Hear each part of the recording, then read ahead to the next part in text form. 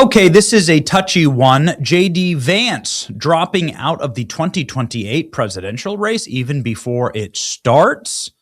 That's according to a Daily Mail report that cites White House sources. And we're going to talk about it today.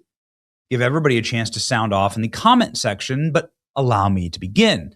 We know Marco Rubio and J.D. Vance. They've both been guests on our program. We've done in-person interviews with both of them multiple times. I'm massive fans of both J.D. Vance and Marco Rubio.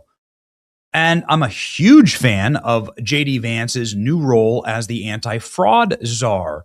Any type of speculation that J.D. Vance is getting somehow cut out of the loop or not empowered by the president is insane, as both he and Marco Rubio are crisscrossing the globe, acting on behalf of the president in some of the most important negotiations in the world. Marco Rubio was just in India. He's in Azerbaijan today, negotiating peace deals. And J.D. Vance is negotiating peace deals in Ukraine in his portfolio, as well as Iran in his portfolio. So it's insane and not grounded in reality to say that somehow J.D. Vance has been cut entirely out of the loop or whatever. On your screen right now is a fraud czar video from J.D. Vance, where he has taken a very firm stance on prosecuting those who commit fraud against the American taxpayer. Probably the most popular issue in the country right now.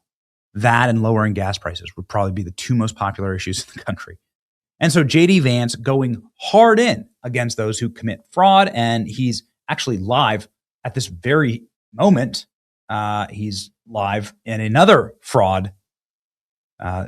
He's live during a fraud czar press conference with state attorney generals roundtables. This is currently live right now. Anyway, he's doing great work.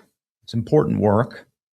And is it work that is going to get him into the number one job in all of the world, the presidency?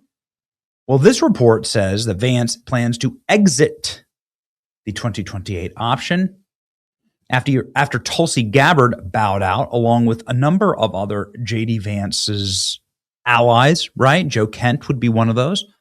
And Amaryllis Kennedy, for instance. So you have some J.D. Vance allies that have been piecing out. Tulsi Gabbard said, "My husband's got bone cancer. It's really bad. So I'm out of here," which makes a ton of sense, honestly. Like, do you imagine, they've been married for a decade or more. I guess bone cancer is terrible. Totally legitimate reason to focus on your family, obviously.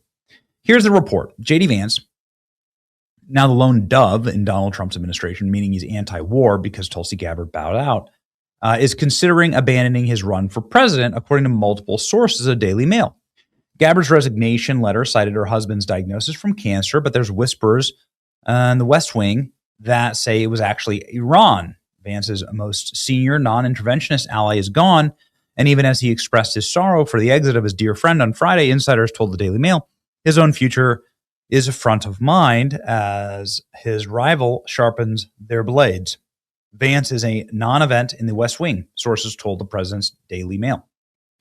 Sources close to the president told the Daily Mail. I mean, that's an insane thing to say because that's not true. Vance is often in the West Wing and often right beside President Trump. And Donald Trump actually just maybe a week ago asked, "Who do you want to be president, J.D. Vance or Marco Rubio?" We got a lot of beauties out there, J.D. I envy you and other people. I don't know. Who's it going to be? Is it going to be J.D.? Is it going to be somebody else? I don't know. Does anybody have? Okay, let's go. You ready? Who likes J.D. Vance? Who likes Marco Rubio? All right. Sounds like a good ticket, J.D. and Does that look like a man who's cutting J.D. out of the loop? This is like a week or two ago at the White House Live.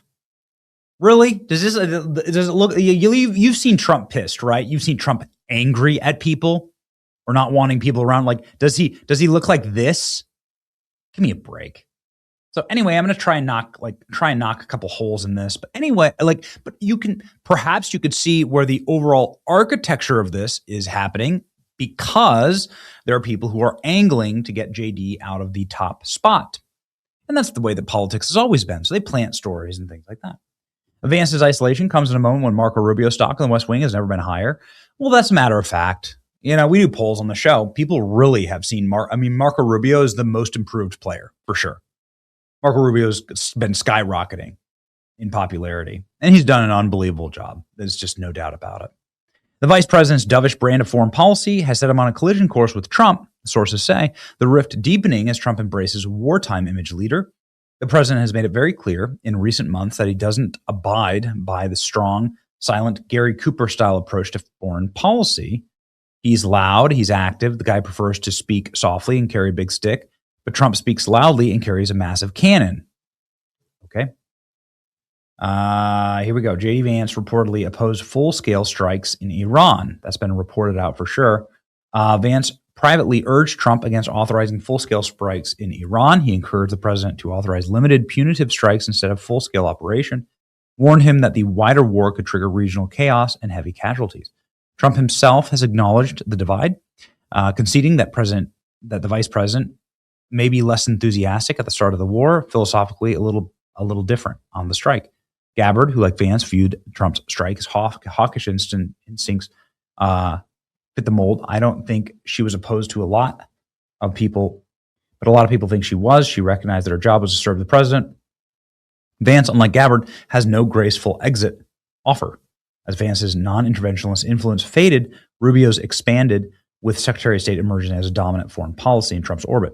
Rubio has more mojo than Vance. The president listens to him. Vance is out of step and has been for a long time. The source cautioned that Rubio's dominance may prove fleeting. By championing an unpopular war effort, the Secretary of State risks burning through political capital real time by the American public.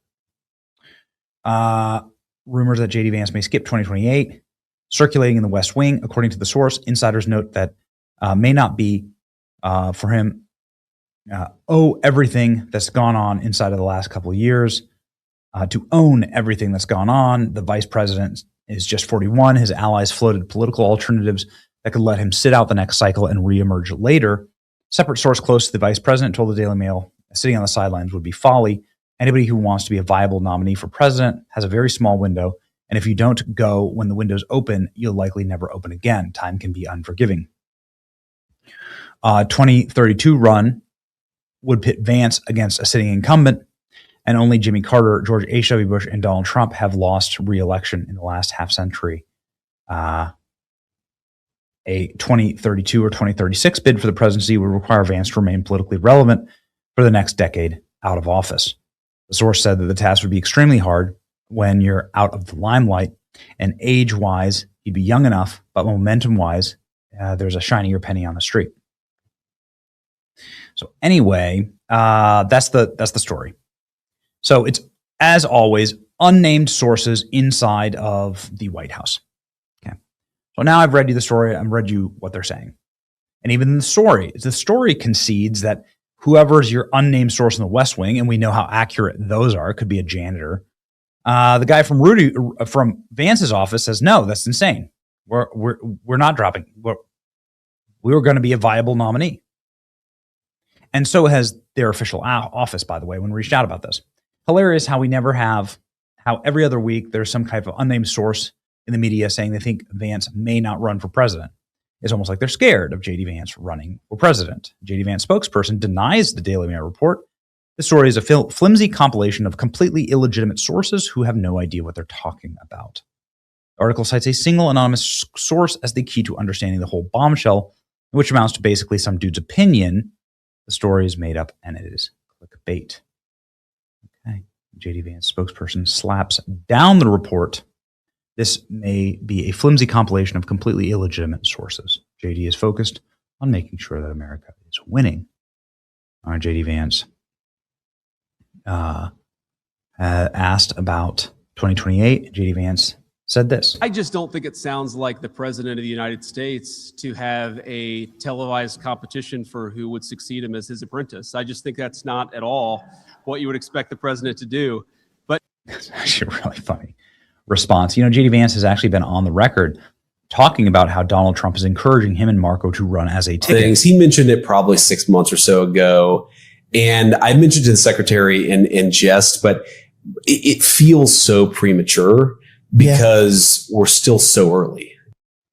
So the question there was, will you run with Marco Rubio? And he said, oh, the president's mentioned that to me a couple times. The president's doing live polls about it in the White House. Here's the thing that I do know, because I have worked with both these guys and their teams.